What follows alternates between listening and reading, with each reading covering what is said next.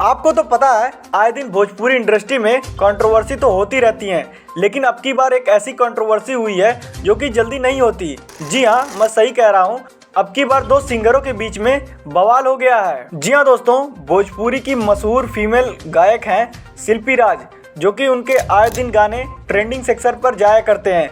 वहीं मैं आपको बता दूं, पावर स्टार पवन सिंह हो या खेसारी लाल यादव हो, उनके साथ तो शिल्पी राज ही अपना आवाज़ देती हैं। मैं आपको बता दूं, फिलहाल टुनटुन यादव के साथ उनका एक बवाल हो गया है। उन्होंने पोस्ट करके बताया कि अब वो टुनटुन यादव के साथ काम करना नहीं चाहती। हालांकि इसके पीछे का रीज़न नहीं पता कि वो उनके साथ काम करना क्यों नहीं चाहती, लेकिन उन्होंने अपने पोस्ट के माध्यम से बताया कि मैं उनके साथ काम नहीं करना चाहती।